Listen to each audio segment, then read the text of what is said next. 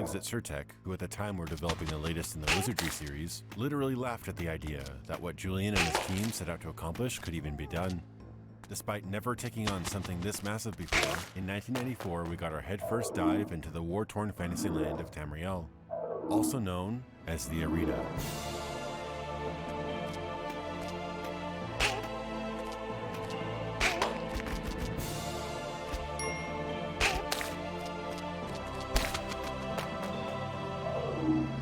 Known affectionately by fans as the father of the Elder Scrolls, Julian LeFay was the project's leader, and together with designers Vijay Lakshman and Ted Peterson, spearheaded development and design decisions that still echo in the series today.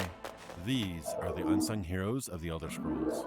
Even titles released decades later borrowed mechanics, ideas, and lore from their 1994 brainchild, Arena.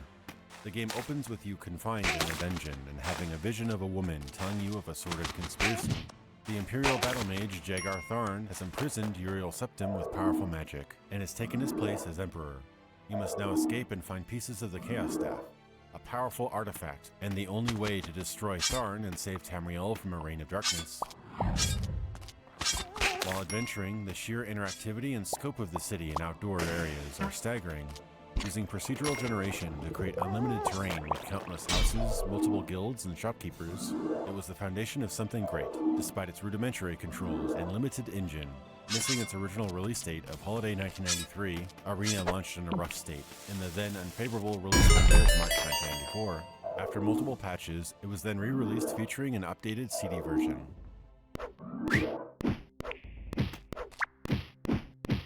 Though now being the most dated and unintuitive of the entire series, Arena's controls and interface were on par with games of that era, with fans praising its graphics as being cutting edge. By release was followed by word of mouth that spread like a cult following and high anticipation for a sequel. And after 2 grueling years, a sequel we got.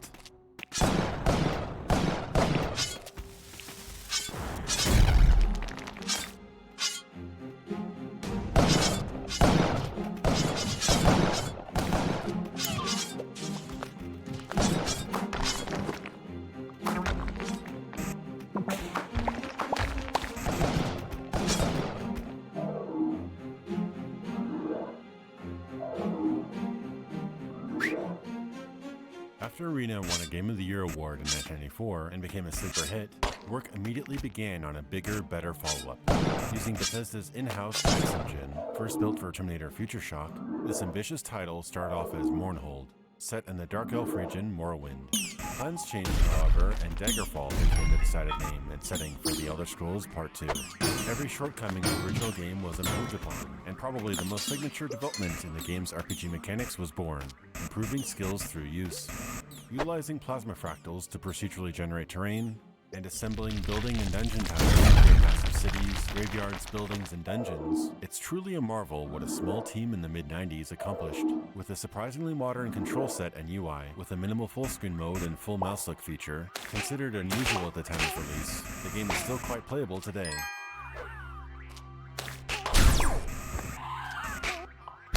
Pages of the game's manual accentuated the fact that this wasn't a cheap attempt to capitalize on a successful game. This was a leap forward and was shooting right for the stars. The ability to be a climbing cat burglar, a critical striking assassin, or even a chivalrous knight who gains honor and praise for nobility. Daggerfall aimed to be a fantasy life simulator, not a mere game. It's unprecedented scale, larger than real-life England, and has so much to discover and do that it could take players real-life years to experience it all. We're accustomed to condensed game worlds, which approximate cities with a handful of buildings, but High Rock, Orsinium, and Hammerfell literally house 750,000 NPCs. Cities are mazes of houses, taverns, guilds, temples, and shops. And for over 10 years, Daggerfall held the record for largest seamless world ever created for a land-based game. Project leader Julian LeFay later claimed it was his most difficult project ever, and it nearly killed him. Ted Peterson said it was a massive achievement this game was in 1996. There's no question this was true.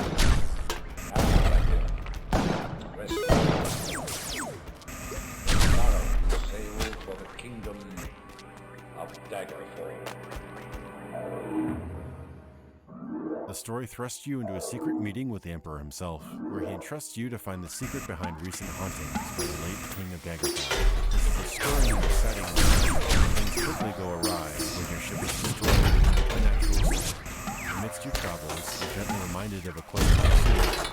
messenger sneaking a letter into your hand or path.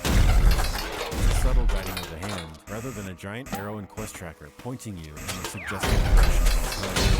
One has to read a journal and pay attention to conversation to complete the storyline, an expectation rarely diminished by gamers today. You'll discover new systems within the game to play, randomly generated quests at taverns, temples, and guildmasters, countless guilds and factions, all with their own quests and hierarchies. Deep crafting systems, commerce, barter, and banking.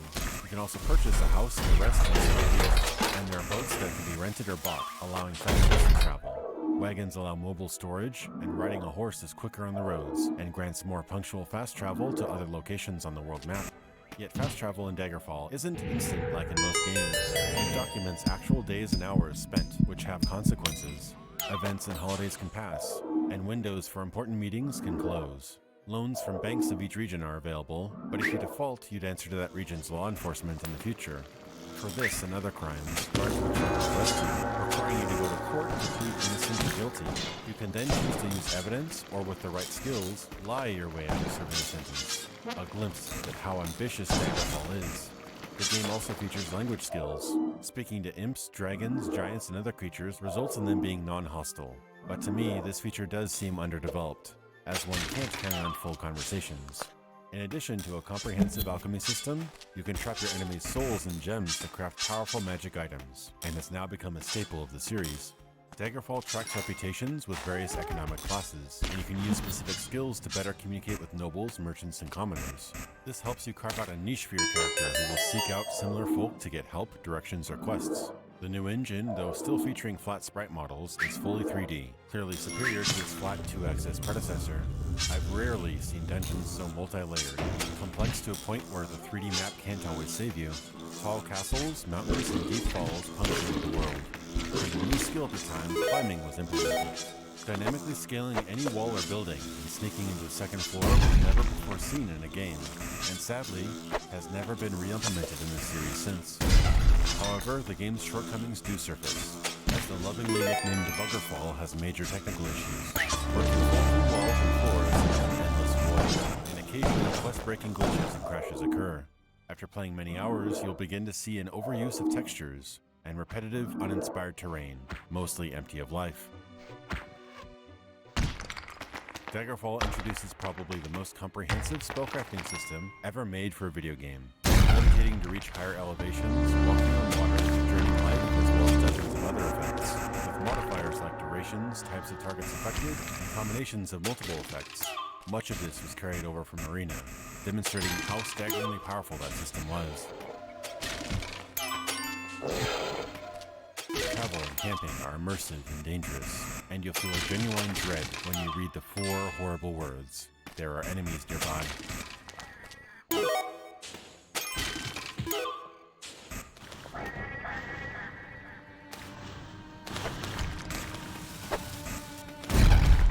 The howls of a lycanthrope, or the shrieks of a wild atronach, still get me to this day.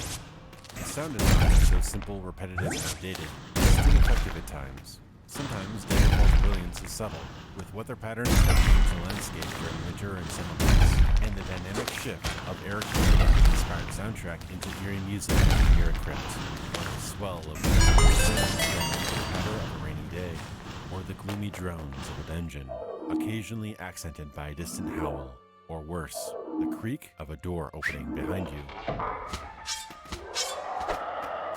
It's little details like these that make Daggerfall, an unmistakable atmosphere, so memorable, and honestly never quite replicated in any other game I've played. It triumphantly raised the bar for what computer role-playing games can be.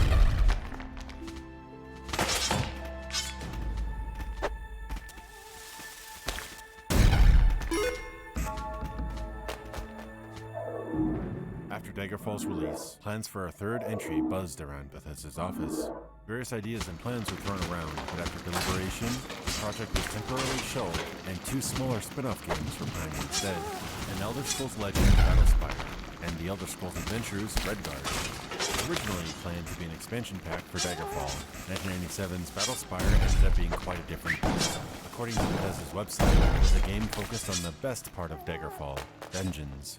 Battlespire has the strongest visual influence by Mark Jones, who was lead artist and art director at Bethesda, created many of the creatures in the series, as well as Battlespire's cover, manual, sprites, and much of the texture work. He enters the spire through the pillar of light and finds a hell created by the betrayal of the Legion and the perfidy of Jaeger Thorn, arch traitor to the Empire. The campaign is set during the reign of Jaeger Thorn. You're an apprentice headed for your final test at the Battlespire, a training facility for Imperial battle mages. Once there, you realize the Daedric Prince Mehrunes Dagon and his army have killed nearly everyone and captured your partner. Thus begins your adventure into the dark unknown of the varying realms of Oblivion to find your friend and defeat the prince.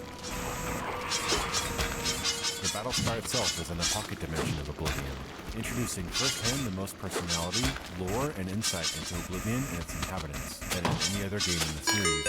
Full voice acting also debuted in this game, and surprisingly, most of it is well executed. Something about arguing with a scamp, yelling at a vermi, or trying to impress the aristocratic Dremora is both uncomfortable and strangely compelling. You can even have conversations with most faces, showing the multifaceted nature of their ethos and personality.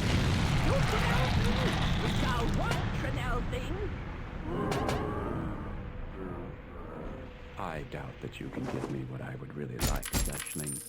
However, I'll settle for the head of one Vatasha Tremel. Bring it, and we might find a position for you here. The Dremora, Scamp, and Mark Jones' personal favorite, the Clan Fear, were all unveiled in Battlespire and remain in the series today. However, gone is the expansive wilderness, cities, and most friendly NPCs to